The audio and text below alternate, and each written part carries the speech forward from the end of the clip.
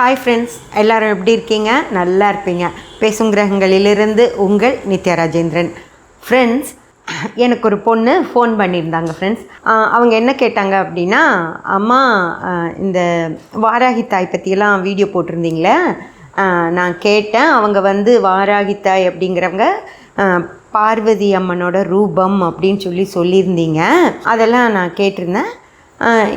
அவங்களுக்கு நீ எங்கே பார்த்தாங்கன்னு தெரில. சிவபெருமானுக்கு வாராகி தாயை திருமணம் பண்ணி வைக்கிறாங்கம்மா, அது சரியா அப்படின்னு என்கிட்ட கேட்டாங்க ஃப்ரெண்ட்ஸ். சரிதாம்மா, வாராகி தாய் அப்படிங்கிறவங்க பார்வதி அம்மனோட ரூபம், அதனால் தாராளமாக சிவபெருமானுக்கு வாராகி தாயை திருமணம் பண்ணலாம், தப்பில்லை அப்படின்னு சொன்னேன். அப்போ அவங்க எனக்கு ஒரு கேள்வி கேட்டாங்க. அம்மா, இது வரைக்கும் நம்ம பாட புத்தகத்தில் கூட நாங்கள்லாம் படிச்சிருக்கோம். பாட புத்தகத்தில் கூட நமக்கு சொல்லும்போது சிவபெருமான் பார்வதி தேவி, மகாவிஷ்ணு லக்ஷ்மி தேவி, பிரம்மா சரஸ்வதி தேவி அப்படின்னு தானே நமக்கு சொல்லியிருக்காங்க. நம்ம திடீர்னு சிவபெருமானுடைய மனைவி வாராகித்தாய் அப்படின்னு நம்ம சொல்ல முடியுமா? குழந்தைங்கள்லாம் குழம்பி போயிடுவாங்கல்ல. என் குழந்தைக்கெல்லாம் நான் அப்படிதாம்மா சொல்லி கொடுத்துருக்கேன். படைக்கும் கடவுள், காக்கும் கடவுள், அழிக்கும் கடவுள். நான் பிரம்மதேவனும் சரஸ்வதி அம்மாவும் படைக்கும் தொழில் செய்கிறாங்க, மகாவிஷ்ணுவும் லக்ஷ்மி தேவியும் காக்கும் தொழில் செய்கிறாங்க, சிவபெருமானும் பார்வதி தேவியும் குற்றங்களை அழிக்கும் கடவுள்கள்னு நான் சொல்லி கொடுத்துருக்கேன். அப்போ என் குழந்தை சிவபெருமானும் பார்வதி தேவியும் தானே கேட்கும், சிவபெருமானும் வாராகி தேவியும்னு எப்படி கேட்கும்? நாளைக்கு என் குழந்தை குழம்பி போயிடாதா? ஏம்மா இப்படி மாற்றி மாற்றி சொல்கிறீங்க அப்படின்னு என்கிட்ட கேட்டாங்க. அப்புறம் நான் சொன்னேன், அம்மா நான் மாற்றி எதுவும் சொல்லலை. அது மாதிரி இப்போது வாராகி தாயும் பார்வதி தேவியோ குழந்தை கேட்டுச்சுன்னா, வாராகி தாயும் பார்வதி தேவியோட ஒரு ரூபம், அவங்கள தாராளமாக நம்ம சிவபெருமான் திருமணம் பண்ணிக்கலாம் அப்படின்னு குழந்தைக்கு சொல்லுங்கம்மா அப்படின்னு சொன்னேன். அம்மா, அவங்க ரூபம் அப்படின்னா அவங்கள ஏன் பண்ணணும்? பார்வதி தேவியே பண்ணிட்டு போக வேண்டியது தானே. பார்வதி தேவிக்கும் சிவனுக்கும் திருமணம் அப்படின்னு போட்டு நோட்டீஸ் அடித்து போட வேண்டியது தானே. ஏம்மா இப்படியெல்லாம் பண்ணுறாங்கன்னு கேட்டுட்டு அவங்க வச்சுட்டாங்க ஃப்ரெண்ட்ஸ். இப்போது அதுதான் நானும் உங்களை கேட்குறேன். நீங்கள் எல்லோரும் என்ன சொல்வீங்க? நாளைக்கு உங்கள் குழந்தைங்க உங்ககிட்ட கேட்குறாங்க, சிவபெருமானுடைய மனைவி பார்வதி தேவி தானே, வாராகி அம்மனா அப்படின்னு கேட்டால் நீங்கள் என்ன சொல்வீங்க? வாராகி அம்மன் ஒரு ரூபம், அந்த ரூபத்துக்கும் சிவபெருமானுக்கும் திருமணம் பண்ணலாம் அப்படின்னு சொல்வீங்களா? அதாவது ஒரு ரூபம் அப்படின்னா அந்த பார்வதி தேவியுடைய ஒரு சக்தி பிரிஞ்சு அதுக்கு வாராகித்தாய் அப்படின்னு பேர் வைக்கிறாங்க. ஏன் அப்படி வாராகித்தாய் அப்படின்னா அந்த வீரம், அதாவது நம்ம ஒருத்தருக்குள்ள நிறைய ரூபங்கள் இருக்கும். அன்பு அப்படின்னா, கருணை அப்படின்னா அவங்க காமாட்சி அம்மா.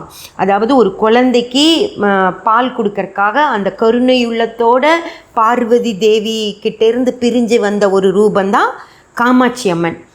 கணவரை நல்லா பார்த்துக்கணும் அப்படிங்கிறதுக்காக, அதாவது ஒரு கணவருக்கு ஒரு மனைவி செய்ய வேண்டிய அனைத்து பணிவிடைகளையும் செய்கிறதுக்காக தன்னுடைய ஒரு ரூபமாக மீனாட்சி தாயாரை சுந்தரேஸ்வரருக்கு திருமணம் செஞ்சு வச்சாங்க. அந்த இடத்துல அவங்க மனைவியாக மிளறாங்க. ஒரு குழந்தையை பார்த்ததில் காமாட்சியாக மிளறாங்க. அந்த மாதிரி அம்மனுக்கு பல ரூபங்கள் இருக்குது. மகிஷாசுரமர்தினி எல்லாமே அந்த தாய் தான். ஓகேங்களா? அந்த மாதிரி ஒரு தாய் தான் வாராகி தாய் இல்லைங்களா? வாராகி தாயை ராஜராஜ சோழனே போருக்கு போகும்போது படை தளபதியாக அவங்க அந்த வீரத்தாயோடைய குணாதிசயங்களோட அந்த அவருடைய படை தளபதிகள் இருக்கணுங்கிறதுக்காக வாராகி தாயை கும்பிட்டு அவர் படை நடத்திட்டு போயிருக்கார். அந்த காலத்தில் ராஜாக்கள் அரண்மனையில் இருக்கிற ராணிகளே போர்க்களத்துக்கு போர் படை வீரர்கள்லாம் கிளம்பி போகும்போது அவங்களுக்கு ஆரத்தி எடுத்து வீர திலகமிட்டு அனுப்புகிறாங்க. ஓகேங்களா? அந்த தளபதிகளை, ராஜாவை எல்லாம் அந்த அளவுக்கு வெளியவே வராத ராணிகளே அவங்கள அந்த மாதிரி ஒரு வீரத்தோடு நீங்கள் போரிட்டு திரும்பி வரணும் அப்படிங்கிறதுக்காக பெண்கள் அந்த மாதிரி ஆரத்தி எடுத்து அனுப்புகிறாங்க. அந்த மாதிரி எல்லாரும் செய்வாங்க. அவங்க கணவர் போகும்போது எல்லா அம்மாக்கள் வந்து பசங்களுக்கு செய்வாங்க, மனைவிகள் வந்து அவங்க கணவர்களுக்கு ஆரத்தி எடுத்து இந்த வீரத்திலகமிட்டு அனுப்புறது, ஜெயிச்சுட்டு வா அப்படின்னு சொல்லி. அந்த படையுடைய பார்வதி தேவிக்கு படை தளபதியாக இருந்த வாராகி தாய பார்வதி தேவி போருக்கு போகும்போது அவங்களுக்கு படை தளபதியாக இருந்தது வாராகி தாய். ஏன்னா அந்த வீரம் அப்படிங்கிற ஒரு விஷயம். எப்படி மனைவினா மீனாட்சி, தாயினா காமாட்சினா மகிஷாசுரமர்தினி, வாராகி தாயெல்லாம் வீரத்துக்கு. பார்வதி தேவியுடைய பல ரூபங்களில் இந்த ரூபங்களும் இருக்குது. ஓகேங்களா? அதே போல் தான் இப்போது உங்களுக்கு மாரியம்மன் கதையெல்லாம் தெரியும். எப்படி மாரியம்மன் உருவானாங்க? ரேணுகா தேவியா ஜமத்கினி முனிவரோட குடும்பம் நடத்தி கொண்டிருந்த ஒரு பார்வதி தேவிக்கு ஒரு சின்ன கலங்கம் வருது. அதை அவங்க தொடச்சி எரிஞ்சு அந்த இடத்துல அவங்கள காப்பாற்றின ஒரு குடியானவர்களுக்கு அவங்களுடைய இடத்துல அவங்க மாரியம்மனாக நின்றுட்டாங்க. ஓகேங்களா? அந்த மாதிரி மாரியம்மனுக்கு ஒரு வரலாறு இருக்கும், ஓம் சக்தி தாய்க்கு ஒரு வரலாறு இருக்கும், மாசாணி அம்மனுக்கு ஒரு வரலாறு இருக்கும், பன்னாரி அம்மனுக்கு ஒரு வரலாறு இருக்கும், பல பாரியூர் அம்மன் இருக்காங்க. அந்த மாதிரி பல ஊர்களில் அந்தந்த தாய்களுக்கு ஒரு வரலாறு இருக்கும். பிரசவம் பார்த்தவங்க தான் மாசாணி தாய். ஓகேங்களா? அந்த பார்வதி தேவிக்கு பல ரூபங்கள் இருக்குது. உங்களுக்கு எல்லாரிவேசரி அம்மாவோட பாடல்கள் எல்லாம் தெரியும். 1008 மாறி பாடியிருக்காங்க, 108 மாறி பாடியிருக்காங்க. அந்த பாட்டு கேட்டிங்கன்னா அவ்வளோ மாறி வரும். மாறி திருசூலின்னு பாடியிருப்பாங்க. அப்படியே நமக்கு கேட்டால் புல்லரிச்சு போயிடும். அவ்வளோ அம்மன்கள் இருக்காங்க. அத்தனை பேரும் பார்வதி தேவி தான். ஓகேங்களா? பார்வதி தேவியோட ரூபங்கள் தான். ஒரு தாய் வந்து எல்லாத்துக்கும் ரொம்ப பிடிச்சி போகுது, அவங்கள எல்லாரும் கும்பிட ஆரம்பிச்சிடுறாங்க. அப்படிங்கிறதுக்காக அந்த தாயை சிவனுக்கு கல்யாணம் பண்ணி வைக்க முடியாது. அந்த தாயை எல்லாருக்கும் பிடிச்சி போயிடுதுங்கிறதுக்காக அந்த தாயை வந்து பெரிய அளவில் நம்ம கொண்டாடுறோம். ஓகேங்களா? ஓகே, அதில் ஒன்றும் தப்பில்லை, தாராளமாக நம்ம கொண்டாடலாம். ஆனால் நம்ம பேசக்கூட கூடாதாங்க அந்த தாயை பற்றி. அந்த தாய் யார்? படைத்தளபதியாக இருந்தாங்க அப்படின்னு நான் சொல்லியிருக்கேன். ஓகேங்களா? அவங்க கோவிலில் தாய் பார்வதி தேவி கருவறைக்குள்ளே இருக்கும்போது வெளியே அவங்களுக்கு காவல் தெய்வமாக நின்னவங்க வாராகி தாய் அப்படின்னு சொல்லி நான் சொன்னேன். ஓகேங்களா? அதுதானே உண்மைதானே அது.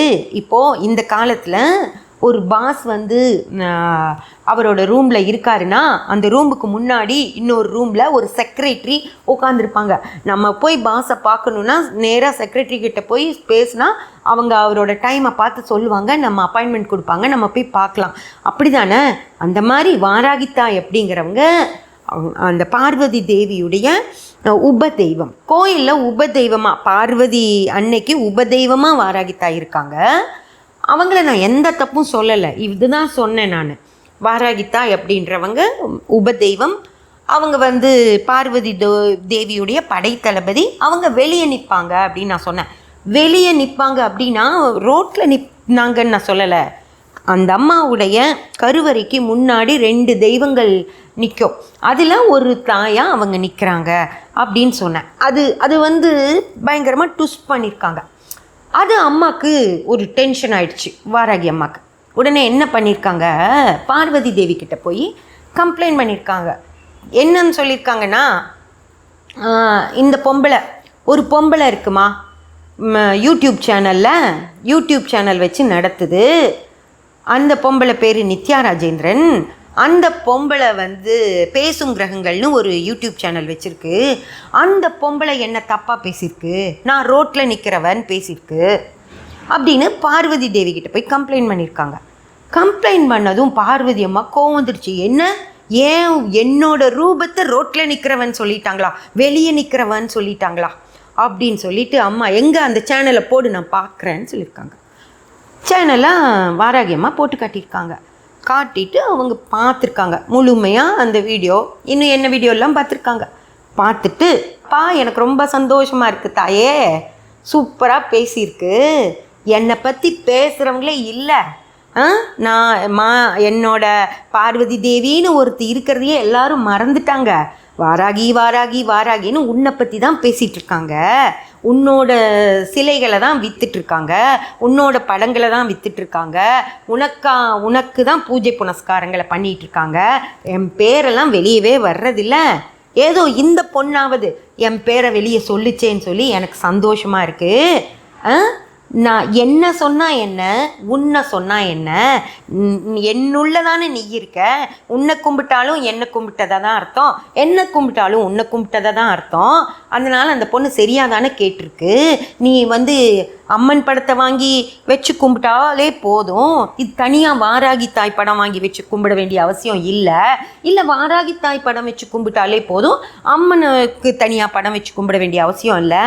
அதே மாதிரி நாளைக்கு ஒவ்வொரு தாயும் 108 பேர் இருக்காங்க, 1008 பேர் இருக்காங்க. 108 பேர் உபதெய்வம்னா அது அவங்களுக்கு உபதெய்வமாக 1008 பேர் இருக்காங்க. 1008 பேரோட படத்தையும் வாங்கி வச்சு நீங்கள்லாம் கும்பிடுவீங்களா அப்படின்னு அந்த பொண்ணு மக்களை பார்த்து கேட்குது. இதில் என்ன தப்பு இருக்குது? நீ ஏன் ரூபம் தானே, என்ன கும்பிட்டாலும் நீ தான், காமாட்சியை கும்பிட்டாலும் நான் தான், மீனாட்சியை கும்பிட்டாலும் நான் தான், இல்லை உன் படத்தை வச்சு பாரு என்ன கும்பிட்டாலும் அது நான் தான், நம்மளோட ரூபங்கள் தானே. இதை தானே அந்த பொண்ணு சொல்லியிருக்கு. உன்னை பற்றி என்ன தப்பாக பேசிடுச்சு, ஏன் இப்படி நீ சொல்கிற? அதுவும் இல்லாமல் அந்த பொம்பளைன்னு சொல்கிற, நம்ம குழந்தைங்க தானே அதெல்லாம், அவங்கள நம்மளே கிண்டலாக கேலியாக பேசக்கூடாது, அப்புறம் நம்ம தரம் குறைஞ்சி போயிடும் அப்படின்னு சொல்லி பார்வதி அம்மா எடுத்து சொல்லியிருக்காங்க ஃப்ரெண்ட்ஸ். ஓகேங்களா?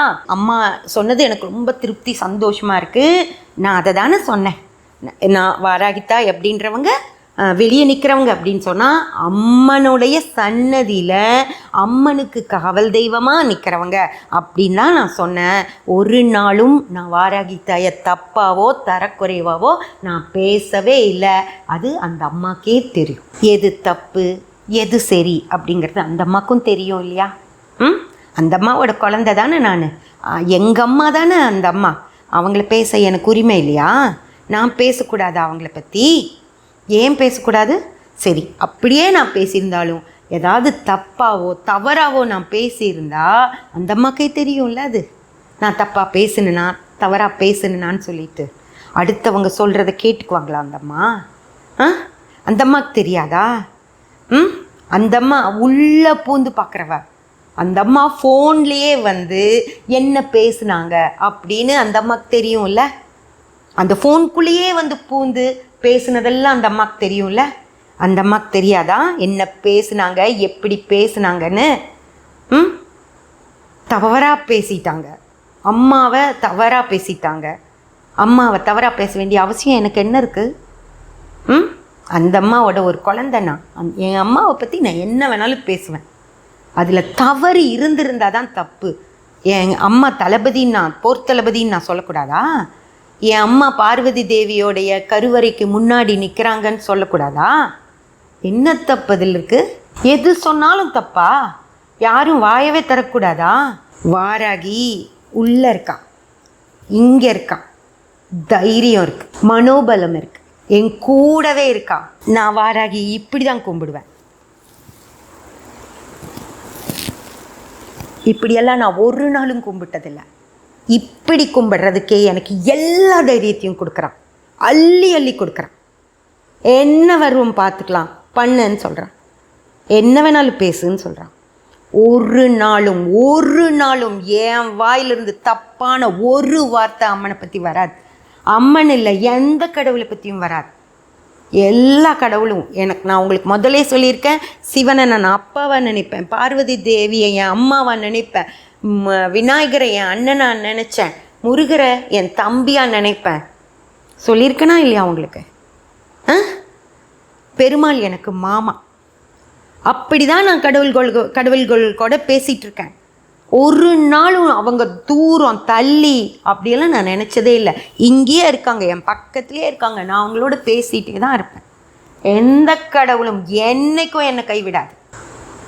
அந்த வாராகி தான் எனக்கு தைரியத்தை கொடுத்துருக்கான், அந்த வாராகி தான் எனக்கு வீரத்தை கொடுத்துருக்கான். பேசிகிட்டே தான் இருப்பேன்.